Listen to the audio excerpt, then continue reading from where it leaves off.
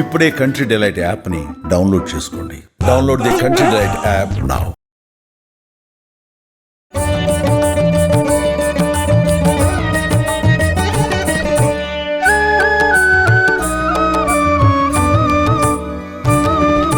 నమస్తే అమ్మా. నమస్తే తల్లి. సో నవరాత్రుల్లో భాగంగా 6వ రోజు అమ్మవారు ఏ అవతారంలో మనకి కనిపించబోతున్నారు? లలితా త్రిపుర సుందరి అనేటటువంటి రూపంలో కనపడుతూ ఉంటారు. 24 అవర్స్ మీ నోట్లో మీ నాలుకలో నానేదమ్మా, అది మాత్రం నిజం, అందులో ఎటువంటి సందేహం లేదు. లలితా పరమేశ్వరి, రాజరాజేశ్వరి, పరాభట్టారిక అనేటటువంటి ఆవిడే అన్ని రూపాల్లో కనపడేటటువంటిది ఆవిడగానే చెప్తారు. ముఖ్యంగా ఈ విజయవాడలో కనకదుర్గాదేవి అవతారాల్లో 6వ నాడు లలిత అవతారం ధరింపచేయడం జరిగింది ఈ సంవత్సరం. కానీ ప్రతి సంవత్సరం 5వ రోజు వస్తుంది, లలితా పంచమి అంటారు.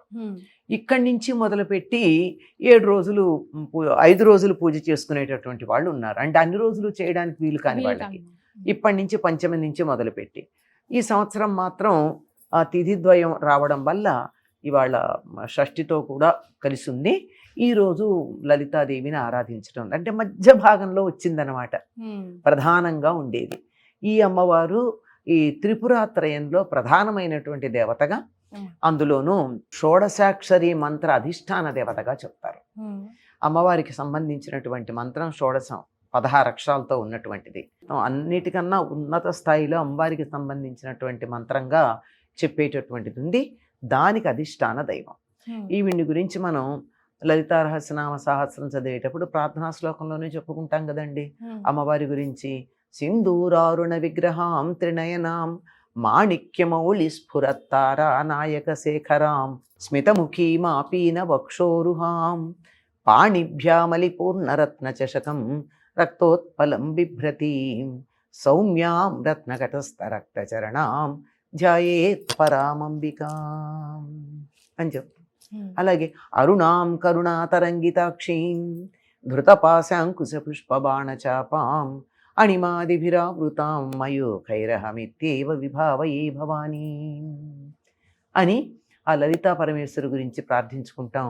ఆవిడ చక్కగా లేత ఎరుపు రంగులో ఉంటుంది, సరిగ్గా దాడిమే కుసుమ ప్రభ, దానిమ్మ పువ్వు రంగులో ఉంటుంది.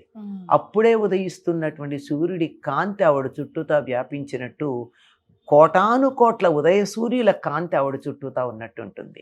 పైగా ఆవిడ సర్వారుణ, అన్ని ఆవిడ ధరించిన ఆభరణాలు కానీ వస్త్రాలు కానీ నగలలో ఉండేటటువంటివి కానీ అన్నీ కూడా ఎరుపువే. కురువింద మణిశ్రేణి కనత్కోటీర మండిత, కురువింద మణులతో కోటీరం కూడా అంటే కలికితురాయి కిరీటం పైన ఉండేది. అలా ఉండేటటువంటి తల్లి 4 చేతుల్లోనూ ఆయుధాలు ధరించి దేవతలని సంరక్షించటం కోసం ఆ హోమకుండంలోంచి ఆవిర్భవిస్తూనే పనికి బయలుదేరింది ఆవిడ. కొంచెం సేపు విశ్రాంతి తీసుకుంటానని అనలేదు.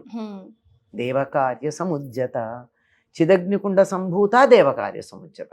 చిదగ్నికుండల నుంచి ఆవిర్భవించటం ఏమిటి, దేవకార్యం కోసం పరిగెత్తడం ఏమిటి. ఒక్క క్షణం కూడా విశ్రాంతి తీసుకోవాలా. సిద్ధంగా ఉందా అనడానికి సంకేతం ఏమిటంటే ఆవిడ ఆవిర్భవిస్తూనే చేతుల్లో ఆయుధాలతో కనిపించింది.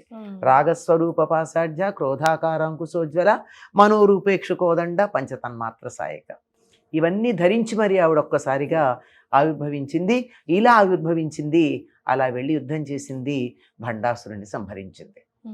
మొత్తం అన్ని అమ్మవారికి సంబంధించిన అవతారాలు, వాటన్నింటి యొక్క సమగ్ర సమన్వయ సంపూర్ణ స్వరూపం ఏదైతే ఉందో అది లలితా పరమేశ్వరిగా మనం చెప్పుకోవచ్చు. అతి సౌమ్యమైనటువంటిది. లలిత అంటే లోకాలన్నింటినీ లాలించి పాలించేటటువంటి తల్లి అని అర్థం. తెలుగువాడు అదృష్టం ఏమిటో చెప్పనా, తల్లి అనే పదమే తిరగేస్తే లలిత. అవును కదమ్మా, అదే మనందరికీ తల్లి. అటువంటి లలితా పరమేశ్వర అవతారంలో ఈ 6వ రోజు, నిజానికి లలితా పంచమి 5వ రోజు రావాలి. 11 రోజులు ఈసారి దసరాలు జరుగుతున్నాయి గనక 10 అవతారాలు వచ్చాయి గనక ఆవిడ 6వ రోజుకి వచ్చింది. ఈరోజు మనం తప్పకుండా చేయాల్సినవి, పాటించవలసిన నియమాలు అమ్మ. ఇంతకు ముందు 5 రోజుల వరకే నియమం పెట్టుకున్న వాళ్ళు ఈ రోజు నుంచి ప్రారంభించుకోవచ్చు అమ్మ. లలితాదేవిని లలితా రహస్యనామ సహస్రంతో పారాయణ చేయొచ్చు. ఆ తరువాత ఖడ్గమాల ఉంది, తర్వాత త్రిశతి ఉంది. హ్మ్. వీటన్నింటితోనూ ఆ తల్లిని చక్కగా పూజించుకోవచ్చు. చాలా ప్రసన్నంగా ఉంటుందమ్మా. సుఖారాధ్య, సుఖంగా ఆరాధించదగింది. హాయిగా సుఖంగా కష్టపడకుండా సున్నితంగా ఆరాధించుకోవచ్చు. ఎస్. Hmm.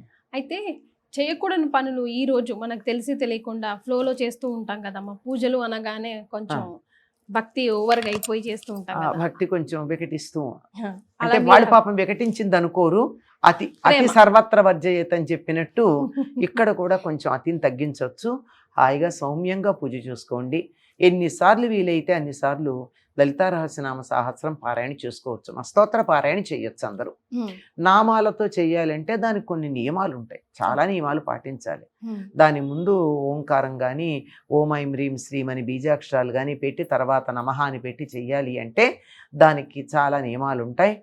మామూలుగా పూజించుకోదలుచుకున్నటువంటి వాళ్ళు హాయిగా తప్పులు లేకుండా లలితా పరమేశ్వర్ని కుంకుమార్చన చేసుకోండి. హ్మ్. దీనికోసం మీరు కోటాను కోట్లు డబ్బు ఖర్చు పెట్టక్కర్లేదు.